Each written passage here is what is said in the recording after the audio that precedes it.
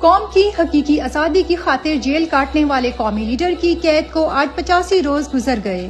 Chairman Tehreek Insaf و سابق وزیر اعظم عمران خان کی غیر قانونی قید کو آج 85 روز گزر چکے ہیں۔ ان 85 روز میں عمران خان کو ہر قسم کی ذہنی ٹارچر کا نشانہ بنایا گیا، عدالتوں سے ناانصافی کا سامنا رہا۔ اس کے باوجود عمران خان عزم، استقامت اور بہادری کی اعلیٰ مثال بنے ہوئے ہیں۔ عمران خان قوم کی حقیقی آزادی کی خاطر ہر ظلم سہ رہے ہیں۔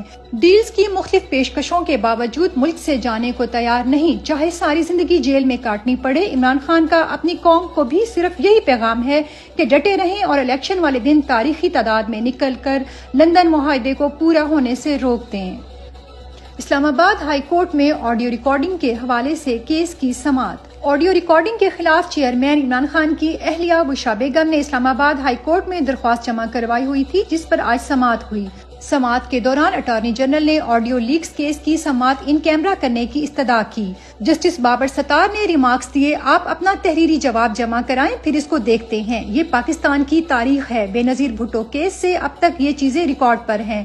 کیا آفیسز میں یہ ڈیٹا اکٹھا کیا جاتا ہے، پھر اس سے بلیک میل کیا جاتا ہے؟ آڈیوز پر جو کمیشن بنا، اس کے ٹی او آرز میں یہ تھا ہی نہیں کہ یہ آڈیوز ریکارڈ کون کرتا ہے۔ اگر ہمارے فون کی نگرانی کی جا رہی ہے تو ہمیں پتہ ہونا چاہیے کہ ایسا کون کر رہا ہے۔ سپریم کورٹ کے سابق چیف جسٹس کی فیملی کی آڈیو لیک ہوئی۔ آپ کہنا کیا چاہ رہے ہیں کہ یہ کسی دشمن ایجنسی نے کیا ہے؟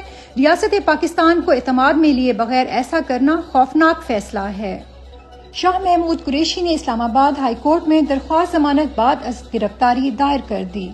وائس چیئرمین تحریک انصاف شاہ محمود قریشی کی درخواست پر سماعت کرتے ہوئے چیف جسٹس اسلام آباد ہائی کورٹ جسٹس عامر فاروق نے کہا، آپ نے دستاویزات ترتیب کے ساتھ نہیں لگائیں، اس لیے اعتراض لگا۔ دستاویزات کو ترتیب میں لگا کر دوبارہ دے دیں، جس پر ایڈوکیٹ علی بخاری نے جواب دیا، ہماری درخواست ارجنٹ میٹر پر ہے، اس لیے اگر جناب نوٹس فرما دیتے۔ چیف جسٹس نے کہا، آپ دستاویزات ترتیب دے دیں، پھر اس پر نوٹس جاری کر دیتے ہیں۔ پنجاب پولیس نے امار عباد کے بعد فرزانہ سرور کے خاندان پر بھی ظلم کی انتہا کر دی۔ فرزانہ سرور خان کا بیٹا اور بیٹی ان کی رہائی پر انہیں جیل سے لینے گئے تو پولیس پہلے سے ہی وہاں انہیں دوبارہ گرفتار کرنے کے لیے موجود تھی۔ دونوں بہن بھائیوں نے باقاعدہ ہاتھ جوڑے کہ ان کی ماں کو 2 گھنٹے کے لیے ان کے باپ سے ملنے کے لیے جانے دیا جائے، تو گارنٹی کے طور پر ہم بہن بھائی آپ کے پاس تب تک رہ لیتے ہیں جب تک ہماری والدہ ہمارے والد صاحب سے مل کر واپس نہیں آ جاتی، لیکن وہ نہیں مانے، جس کے بعد فرزانہ سرور کے شوہر کی وفات ہو گئی اور وہ بغیر اپنی بیوی سے ملے دنیا سے چلے گئے۔ اس ظلم کا حساب کب لیا جائے گا؟ چیف جسٹس صاحب کب نوٹس لیں گے؟ جیل میں قید ورکرز پہ ظلم کی داستانیں سامنے آنے لگیں۔ ایک ورکر کی جیل سے اپنی والدہ کے نام خط کہ امی سے کہنا پریشان نہیں ہونا، وہ وقت دور نہیں جب حالات بہتر ہوں گے، اللہ کریم ہمیں اپنے خزانوں سے اتنا نوازے گا جتنی ہماری سوچ بھی نہیں۔ ہمارے اپنے اللہ پر یقین ہے۔ الحمدللہ مجھے یہ بھی خوشی ہے کہ ورکرز مجھے اپنا بھائی سمجھ کر مدد کا بولتے ہیں۔ ڈاکٹر یاسمین راشد کی عدالت پیشی پر میڈیا سے گفتگو۔ رہنما پاکستان تحریک انصاف ڈاکٹر یاسمین راشد کو آج عدالت پیش کیا گیا، جہاں انہوں نے میڈیا سے گفتگو کرتے ہوئے کہا، یہ مقدمات درج کرتے کرتے تھک جائیں گے لیکن پریس کانفرنس نہیں کروا سکیں گے۔ یہ واحد صوبہ ہے جہاں انہوں نے خواتین کو قید کیا ہوا ہے۔ یہ خواتین سے بھی مقابلہ کرنے سے ڈرتے ہیں۔ ڈاکٹر یاسمین راشد کینسر کی مریضہ ہونے کے باوجود پچھلے 6 ماہ سے قید ہیں اور ڈٹ کر عمران خان کے ساتھ کھڑی ہوئی ہیں۔ سینے پہ پاکستان کا پرچم لگائے کامران بنگش بغاوت کے جعلی مقدمے میں عدالت میں پیش۔ ایک طرف پشاور کی انسداد دہشت گردی عدالت میں پولیس پر فائرنگ اور مراد سعید کو پناہ دینے سے متعلق کیس کی سماعت ہوئی۔ کامران بنگش کی ضمانت منظور، رہا کرنے کا حکم دیا، تو دوسری طرف ساتھ ہی ڈیرہ اسماعیل خان پولیس نے ان پر بغاوت کا مقدمہ درج کر کے ان کو ڈیرہ اسماعیل خان جیل میں منتقل کر دیا۔ ملک کے محب وطن نوجوانوں پہ بغاوت کے پرچے درج کرنے والے آخر کب تک آگ سے کھیلتے رہیں گے؟ معصوم بیٹی کا اپنی ماں کے ساتھ جیل میں رہنے کی ضد۔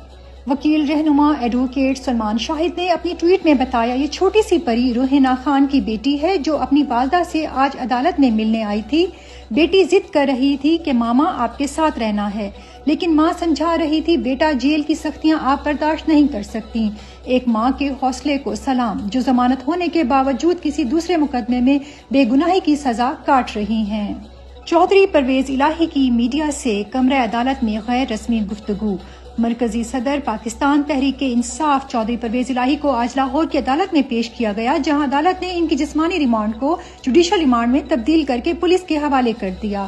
اس موقع پر میڈیا سے گفتگو کرتے ہوئے پرویز الہی نے کہا، نگران حکومت کس حیثیت سے بجٹ منظور کر سکتی ہے؟